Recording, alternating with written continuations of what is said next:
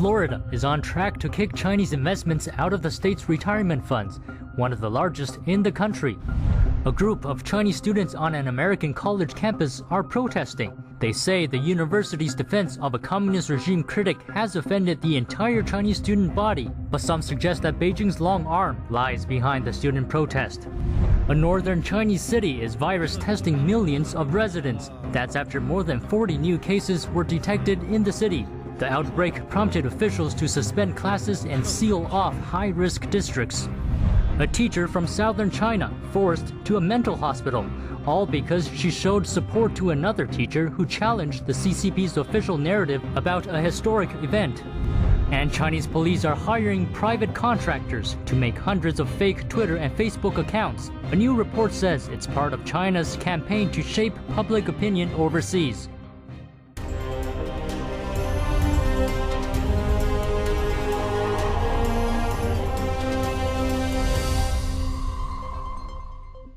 Hello and welcome to today's China in Focus. I'm Evelyn Lee in for Tiffany today.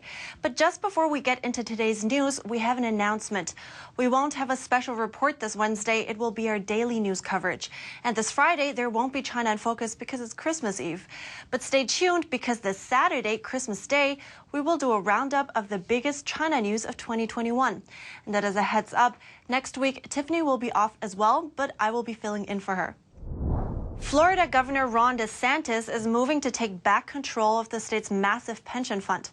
That's from the hands of private asset managers who invest their money heavily in communist China. Here's more. Governor Ron DeSantis said the move looks to protect the state's investment. He cited the non-transparent nature of Chinese companies and their potential involvement in human rights abuses. Those problems mainly deal with Beijing directly, but are also linked to Chinese companies. That's because many of them work with Chinese police and the country's military system.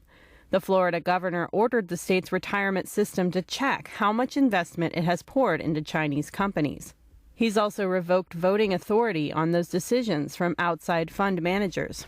In a statement, DeSantis said, "If you look at how these major companies behave when faced with Chinese disapproval, they censor what the CCP tells them to censor, and we see groveling apologies." I think that the U.S. As a whole should be disentangling from China, but certainly our investment should be disentangling. Florida currently has the fourth largest state retirement system in the U.S. It holds more than $200 billion in assets.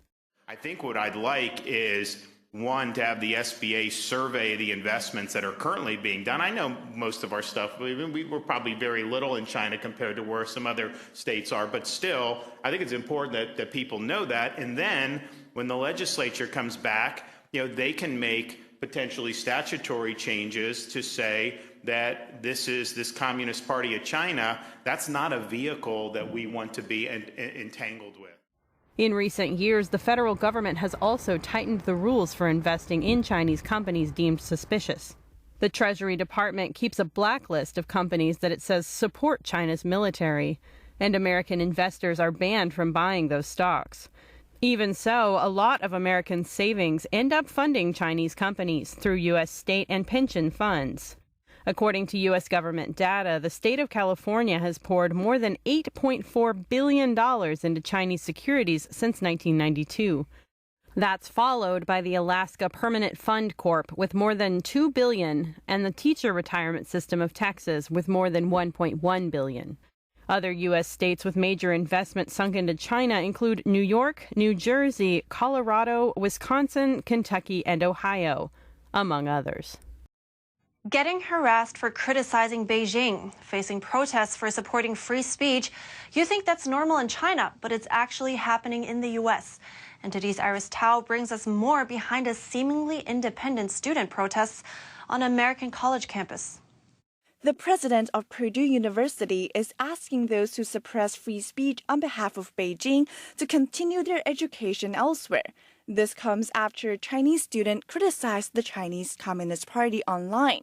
He was then allegedly harassed by other students from China on campus, who threatened to report him to the Chinese authorities. But now, an online petition with over 1,000 signatures is protesting President Mitch Daniels' criticism of the alleged harassers. They say it's xenophobic and targeting everyone of Chinese nationality. I don't want them to collect my information and report to Chinese government. Tao Ge, who uses a pseudonym, is a Purdue University alumnus who's an outspoken online critic of the CCP. He says he fears being identified by the regime if he shows his face. But showing conversations in the Chinese student chat group that he's in, Ge says the petition is part of Beijing's long arm. These type of things looks like independent. It looks like from a single Chinese students, but it's not. He says it started and circulated by a group called CSSA, or the Chinese Students and Scholars Association at Purdue University. They are controlled by Chinese government, and they are the people who monitor the Chinese students in the U.S. and see if they said something against the CCP. A 2020 report by the State Department says there are 150 CSSA chapters on U.S. campuses. It says they're created and overseen by the Chinese regime. The purpose is to monitor Chinese students and mobilize them against views that dissent from the CCP's stance. Meanwhile, Ge points out the petition uses a narrative commonly used by Beijing to divert attention. So it's nothing about the racial discrimination, but they want to mix everything together and just that you cannot focus on the topic itself. President Daniels says those who harassed the outspoken student Zhi Haokong will face disciplinary action. He also criticizes Beijing sending secret police to threaten Kong's families in China. While the Chinese student group is protesting over Daniels' words, Ge says he appreciates the president's effort. He tried to protect his students, his Chinese students who speak something in the U.S., and he also protects the freedom of speech in the campus in Purdue University. Meanwhile, a different petition is calling for Purdue University to expel the students who allegedly harassed Kong. It's collected about 20,000 signatures. And Ge hopes more students like Kong can stay unintimidated and freely speak their minds in the U.S. So don't be afraid for that. So just stand up and just support what is true, support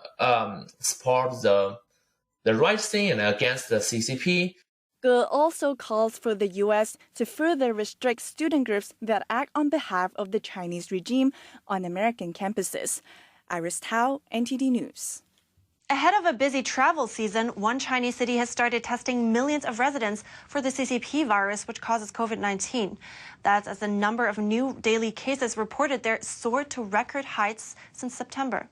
China's major cities have been battling the pandemic, but now the city of Xi'an in northwestern Shanxi province is under a double threat: the new wave of the CCP virus and cases of a deadly hemorrhagic fever. The two-front danger prompted city officials to suspend school and start citywide virus testing for residents on Tuesday. Well, prior to the 16th, there were only a few cases reported, and then all of a sudden, it's nucleic acid testing for all residents in the city. Xi'an is home to around 10 million people. Health officials recorded more than 40 new cases there on Tuesday. Due to the Chinese regime's lack of transparency, NTD cannot independently verify those figures. But the new infections seem to have put local authorities on high alert. According to local Chinese media reports, travel in and out of the city is banned. And starting Monday, all students, from kindergarten through high school, will stay home until further notice. Officials have also ordered all those employed in the city to show proof of negative test results taken within 2 days before they can return to work. Shanxi's CDC director says more cases were discovered locally during testing, indicating that community spread has occurred. He warns the new outbreak is still in the rapid development stage. Beijing has sent health experts and senior officials to Xi'an to inspect the situation surrounding the outbreak. The resurgence of virus cases in the city raises special concerns of wider transmission, That's ahead of the Beijing Winter Olympics in February, as well as the expected surge in cross-country travel during the Chinese New Year holiday. The Chinese city of Xi'an is ramping up its virus controls after a wave of local cases. But the city's health code system doesn't seem to be helping. Chinese state media outlet Xinhua News reports that the health code system in Xi'an has been down since Monday morning. That's due to an overload of visits.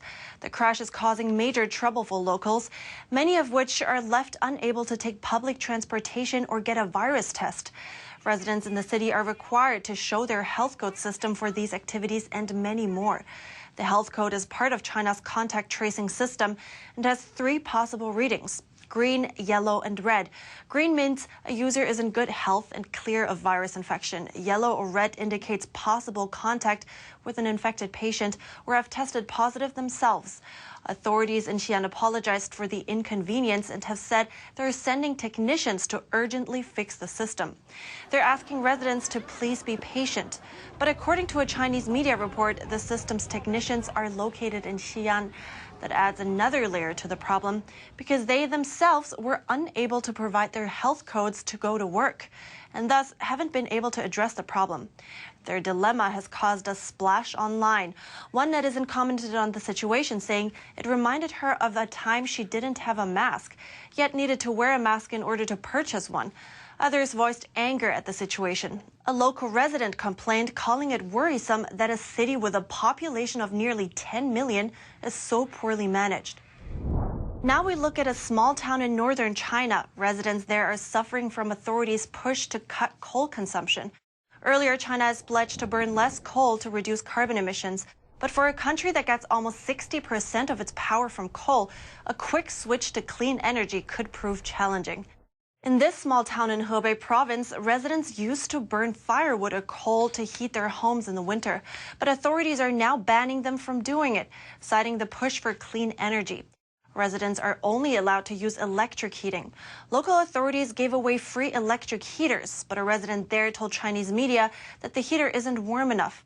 His room temperature is only about 40 Fahrenheit. The resident is over 70 years old, and he often woke up at night because it was too cold.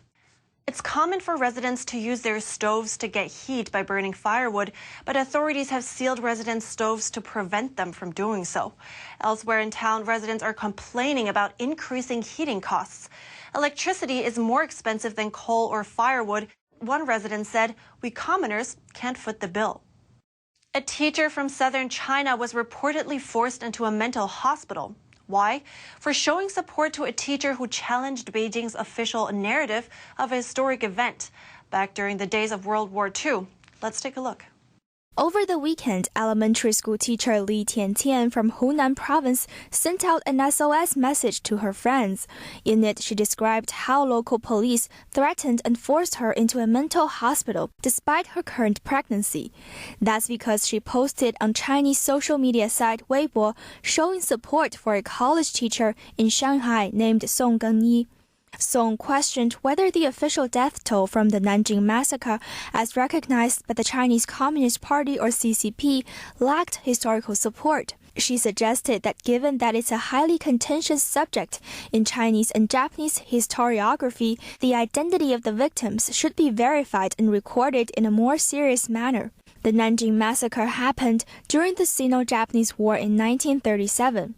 The massacre is widely included in the Chinese Communist Party's so-called patriotic education campaign.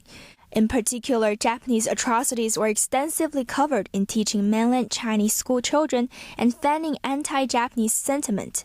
Under that curriculum, the CCP is often portrayed as having played a core role in resisting the Japanese and saving China, even though many historians believe it was the Chinese nationalists, not the communists, who did most of the fighting. The college teacher was fired for what she said. The incident attracted attention from people of all walks of life, with Li Tiantian among the supporters. Li vouched for Song, saying over the weekend that Song did not incite students or provoke trouble in class, nor did she oppose or obliterate the facts of the Nanjing massacre. She just proposed to respect lives and the dead. Is this wrong? But Sunday night, Li messaged her friend saying police officers forced her into Yongshun County Mental Hospital. Li is a teacher and a writer. In 2019, she wrote an article focused on education in rural China and shared it on her personal WeChat account. The article described how daily classes in her school were all too often disrupted because of higher-level officials' frequent visits. When that happens, children in her school must stop their classes and clean the entire campus to welcome the officials. The article went viral online. Local education officials summoned her overnight. After that, the school cut half of the courses she taught, and she was forced to report her whereabouts to authorities. A glimpse into the Chinese Communist Party's overseas propaganda campaign. The New York Times reviewed internal documents that show China's police force is hiring new contractors. And they're tasked with spreading propaganda on social media sites like Facebook and Twitter. Once hired, the contractors flood the digital platforms with hundreds of fake accounts. Those accounts then get put to work, helping drum up support for Beijing's authoritarian agenda. Sometimes the accounts back campaigns designed to boost the regime's image. In other cases, they refute accusations of human rights abuse against Beijing. Per the New York Times, the Shanghai police posted a notice in May seeking private contractors for what's called public opinion management. The police department requested that contractors provide accounts on overseas social platforms to purchasers at any time, noting that those platforms include Twitter and Facebook. It also notes that suppliers should provide about 300 accounts per month on each platform. Another document shows the price of a contractor's services after being hired by the police. It reflects around $780 a month as payment for registering accounts on foreign social media platforms, and another $780 per month to disguise and maintain those accounts. The most expensive service is creating original videos at over $6,000 per month. And coming up, Beijing has barred 4 U.S. officials from visiting China. That's as the CCP slapped tit-for-tat sanctions on the U.S. amid tensions over the Xinjiang region. Find out more after the break.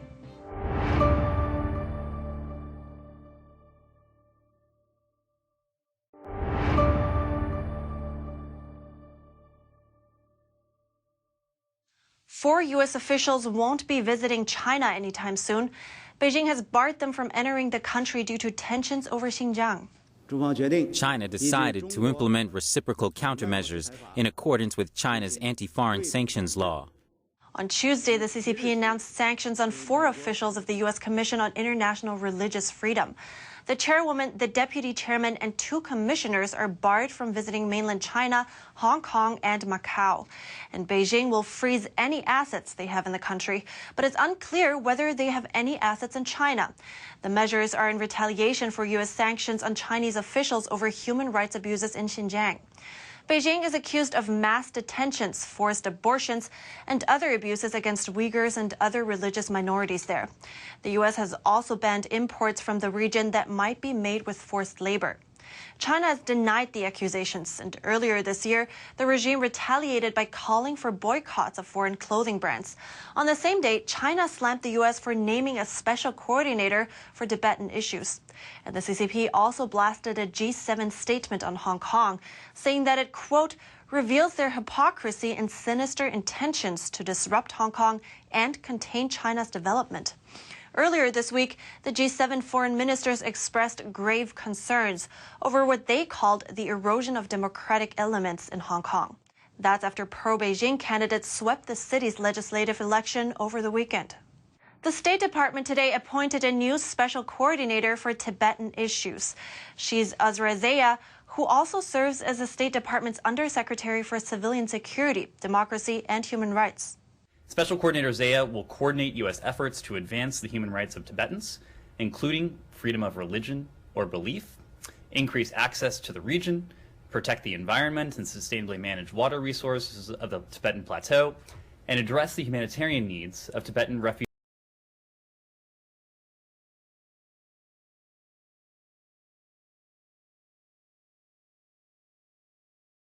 The pandemic isn't the only disease plaguing China. State media outlets are reporting an outbreak of hemorrhagic fever in a northwestern province. Tennis player Pingshui re-emerges after vanishing for weeks. But she's now singing a different tune, walking back on the statement that started it all. Now, she claims she never accused anyone of sexually assaulting her. Beijing is asking German auto part maker Continental to turn away from Lithuania. It's one of dozens of German companies Beijing is trying to sway. Unease is rippling through many of China's biggest industries as tens of thousands lose their jobs. Tech, education, real estate are all hurting and trying to cope with the Chinese regime's clampdown. And a voice from Hong Kong activists highlights those willing to fight for democracy, even at great personal risk.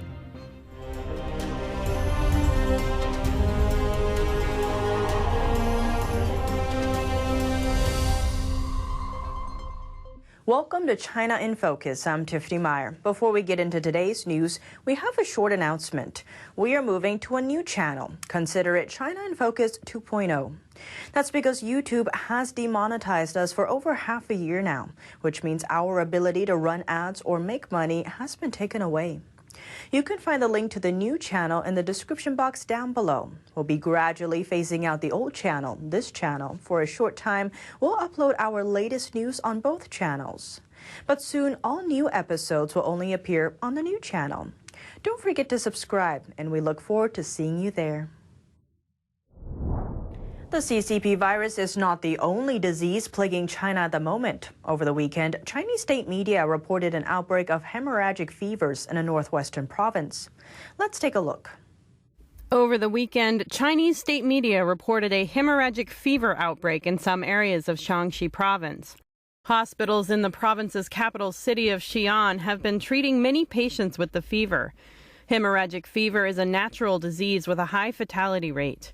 The main source of infection is rats. People can be infected when they come into contact with rat blood, urine, feces, or food and water contaminated by rats. Its early symptoms are similar to the flu, then it can develop into fever, bleeding, and kidney failure. The disease is common in northern China. Every October, some areas of Shaanxi see a rise in case numbers. The hashtag of the news became one of the trending topics on Chinese social media, Weibo. The official report did not disclose detailed information, but some local netizens said it was serious. Screenshots of chat messages show medical staff saying that the infectious disease department of their hospital was full, and some hospitals were locked down. The disease reportedly caused several deaths in Xi'an City. Some school children are infected, and some schools are closed. The Chinese language edition of NTD called the Chang'an District Hospital in Xi'an. The worker on duty said that they were busy dealing with the disease.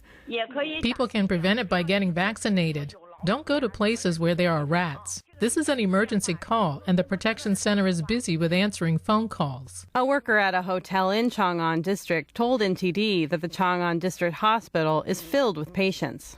He said the local hospital near his hotel is under lockdown. The hospital near us is under lockdown. The number of deaths in it is not clear because the government may be underreporting. Of course, some patients have definitely died there. In addition to hemorrhagic fever, Xi'an is also one of the hardest hit areas of the CCP virus in China. Official data shows there are 11 medium-risk zones in Xi'an City. Many communities in the city are locked down. Public venues, including bars, dance halls, gyms, and movie theaters, are all closed in those communities. Local residents are not allowed to leave without permission.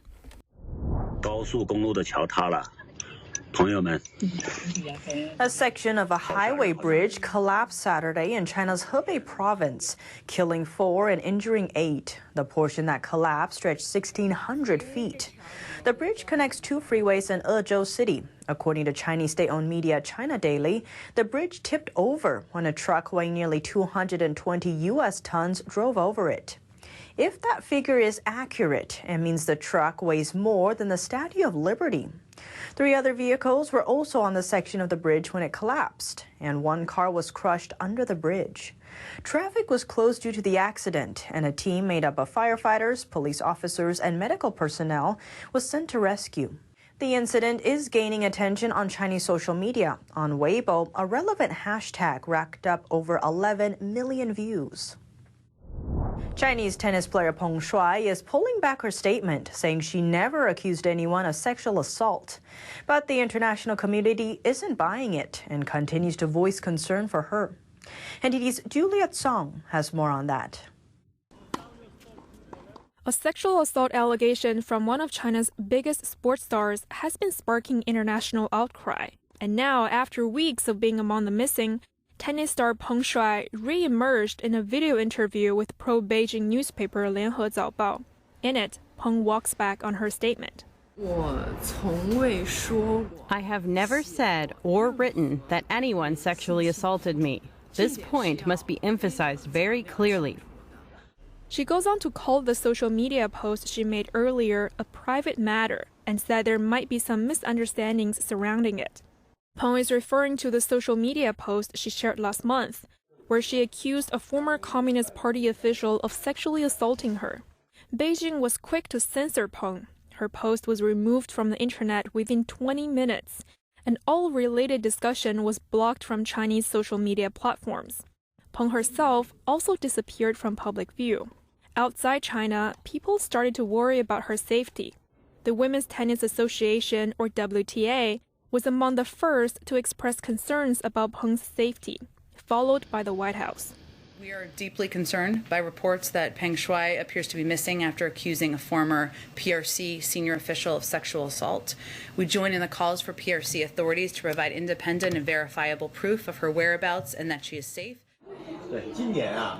Following the international unease, staffers from Chinese state-controlled media outlet posted video clips of Peng as proof that she's alive and well, but the WTA wasn't pacified. Responding to Beijing's censorship, the WTA suspended all of its tournaments inside China, a move that could cost the organization hundreds of millions of dollars.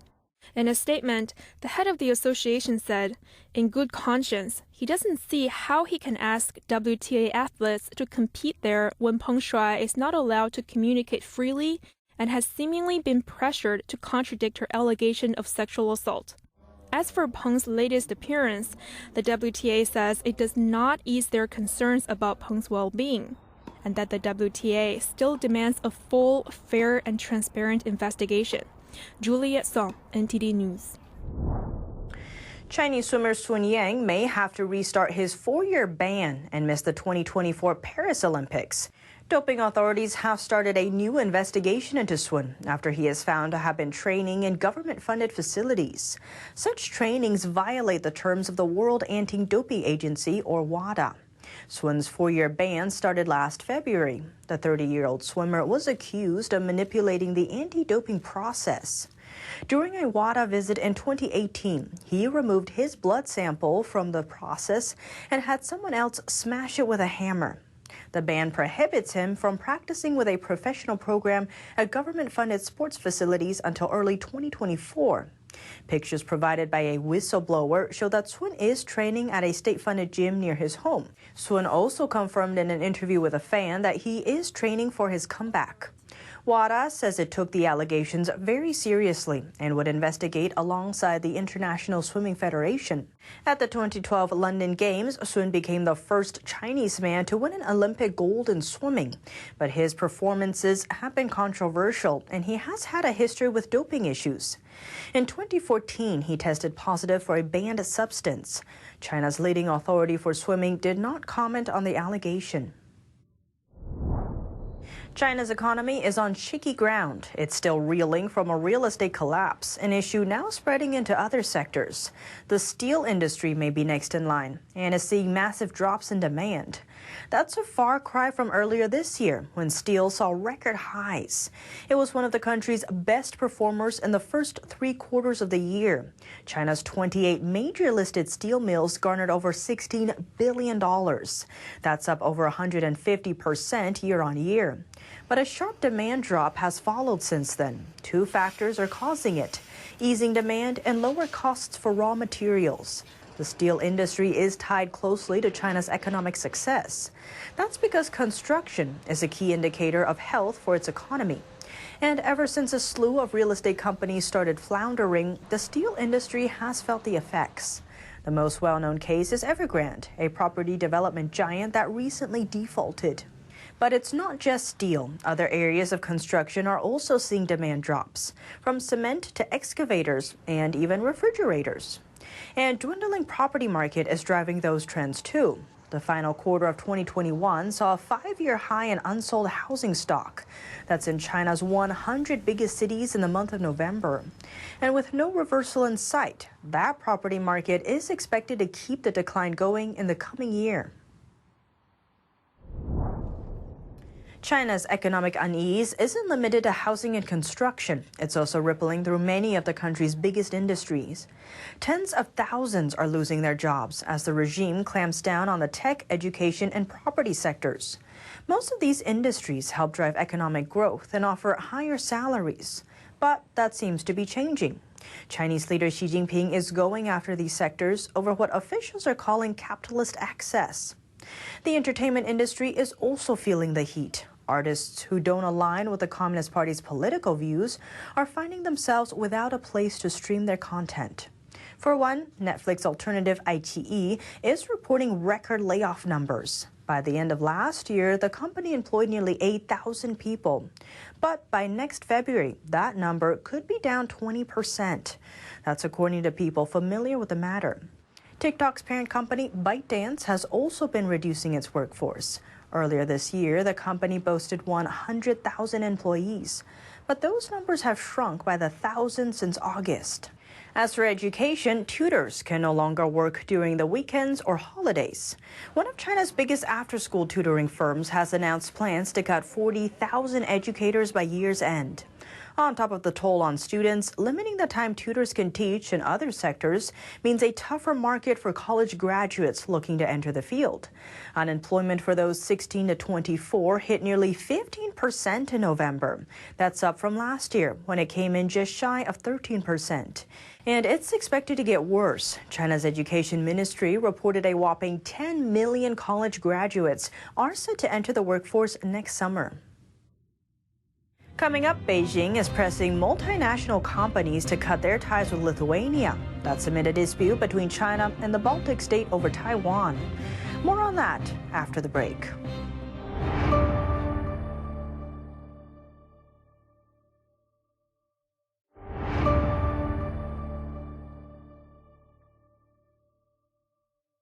Hong Kong had its first so-called Patriots-only election on Sunday. Under its new election laws, only pro-Beijing candidates can run. And this time, only a third of voters in Hong Kong cast their ballots, a record low since the former British colony was handed over to China in 1997.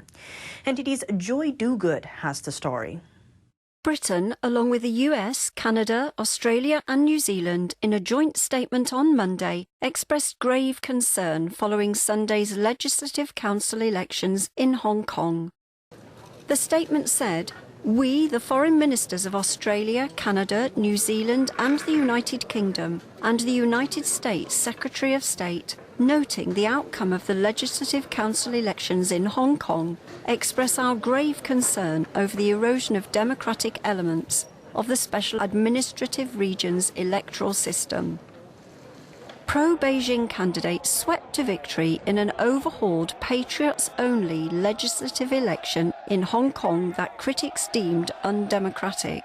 Turnout for the vote hit a record low since Hong Kong's return to China in 1997. The head of the Hong Kong Electoral Affairs Commission said around 1.3 million voters cast their ballot, giving a turnout rate of about 30%, about half of that in 2016. Turnout is seen by observers as a measure of election legitimacy.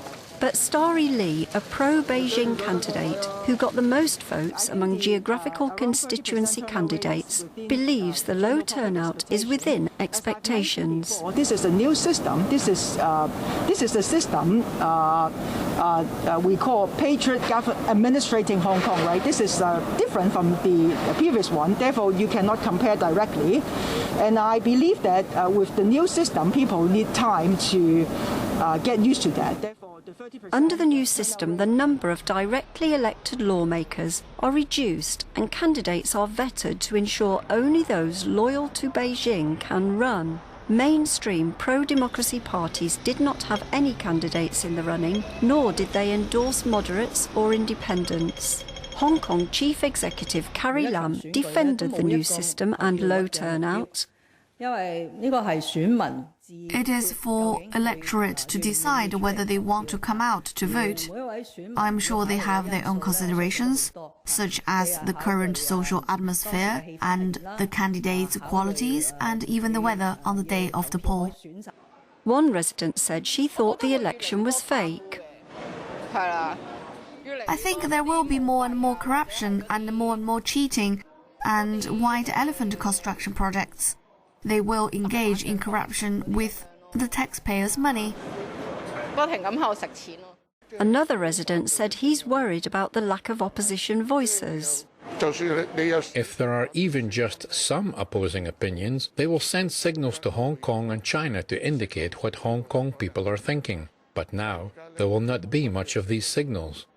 The last major citywide election was held in 2019 for Hong Kong's district council seats. Riding the wave of anti-government protests, that election saw an unprecedented turnout and an historic landslide victory for Democrats. Joy Dugid, NTD News. Hong Kong has seen its freedoms deteriorate over the years, but it fell off the cliff in 2020 when Beijing imposed the national security law. Hong Kong pro-democracy activist Nathan Law tells the Epoch Times American thought leaders that what Beijing is doing to Hong Kong is a wake-up call to the world. What's happening in Hong Kong, what's happening in Xinjiang, and the rest of China is a wake-up call to the world that we must see it as our existential crisis. China's communist regime is pushing its authoritarian model, hoping to spread it around the globe. Now it's touting itself as a superior alternative to Western democracy. One such effort is the National Security Law, a bill Beijing imposed on the city of Hong Kong last year. Since then, it has dramatically transformed Hong Kong's democracy and freedom. I was a protest leader, and then I was a legislator, and then I was an inmate. And for now, I'm an exile activist doing a lot of international advocacy work. Nathan Law is a former student leader in Hong Kong's democracy movement called the Umbrella Movement. The name comes from the umbrellas protesters used to protect themselves from tear gas used by police. Law was later jailed for his role in the protests. In 2016, he became the youngest legislative councillor in Hong Kong, but was soon booted out for altering his oath of office. He now lives in self-exile in London. So for me, it is like the decline of democracy and the rise of authoritarianism is not an abstract theory. It's a painful and personal story. Beijing's national security law on Hong Kong bans anything it deems crimes of secession and subversion, effectively helping the Chinese regime clamp down on Hong Kong's freedom. Long-established civil and political rights in the city, including freedom of expression, association, and peaceful assembly, are now being eroded. Once Asia's protest capital, Hong Kong authorities have arrested over 100 for violating the national security law and over 10,000 for their involvement in the 2019 pro-democracy protests. Law says the Chinese Communist Party is more technologically sophisticated today than ever before. He points out that growing a powerful economy was supposed to democratize China, but in reality, the country has been moving in the opposite direction. The world had been really complacent towards the rise of China. We've opened up ourselves to them, including them in WTO, including them in all the international system. But we have not developed any mechanism to hold them accountable. It's just like we're inviting a wolf into the house. Law says in recent years, there's been an international change of attitude on the subject after news broke out about Hong Kong's pro-democracy protests. Beijing's human rights violations began getting more attention. Law says the shift gives him hope for a coordinated pushback effort against Beijing. I don't believe that Chinese Communist Party is something that would, let's say, face massive defeat in just a few years. It's a long road to go, but as long as we realize and understand the reality, and when we still choose to continue to fight, and that is where courage lies. Law says as an activist, he's not entitled to lose hope, as that's what will support him through the long road ahead. Law calls what's going on in Hong Kong a wake-up call for the world and says it's time to take human rights more seriously. A major setback to Taiwan's opposition party, which favors close ties with Beijing. The results of the island's latest referendum are out, and they reaffirm the citizens' support for President Tsai Ing-wen's government. NTD's Don Ma has more. The results of Taiwan's national referendums are in, and citizens have reaffirmed their support for President Tsai Ing-wen's party. The referendum covered 4 different issues in Taiwan. The current ruling party stood behind a no vote on all the issues, while the opposition party backed a yes vote. The voting proved a key test to measure which of the two parties' local support. Turnout wasn't high at about 40%, but on all 4 issues, citizens voted in favor of the ruling party's stance. A major setback for the opposition party, the Kuomintang. The Kuomintang, or KMT, traditionally favors close ties with Beijing. Its chairman, Eric Chu, apologized for failing to revitalize the party through the referendum. Some of the issues voted on include whether Taiwan should resume construction on a shelved nuclear power plant project, or whether the island should stop pork imports from the U.S. Tsai's government approved the pork imports last year to portray Taiwan as a reliable trade partner to the U.S. The U.S. is Taiwan's most important political and military supporter. If citizens voted to stop the imports, it could have presented Tsai with a major dilemma. Tsai's administration called on voters to deny a ban on the imports. After the polls closed, Tsai Ing-wen said the results show Taiwan's people hope to walk out to the world and actively participate in international society. Don Ma, NTD News. Beijing is pressing multinational companies to cut their ties with Lithuania. That's amid a dispute between China and the Baltic state over Taiwan. Communist China claims self-governed Taiwan as its territory. It downgraded diplomatic relations with Lithuania last month after Taiwan opened a representative office there. Reuters reports that Beijing's target now is German car parts giant Continental. The Chinese regime is urging the company to stop using components made in Lithuania. Continental is one of the biggest car parts makers in the world. It supplies all of Germany's big car makers and has production sites in Lithuania. Continental refused to comment, and Beijing denied the allegation that it had pressured the company. The Chinese regime has pressured countries to downgrade or sever their relations with Taiwan. According to German industry sources, Continental is not the only one. Up to a dozen companies, most of them in the automotive and agricultural sectors, also feel the pressure from Beijing. According to a researcher from Washington-based think tank, the Center for a New American Security, China's economic coercion is different from that of democracies. That is, Beijing doesn't need to invoke any laws to justify its actions. And that's all for today's China in Focus. Thanks for watching, and see you tomorrow.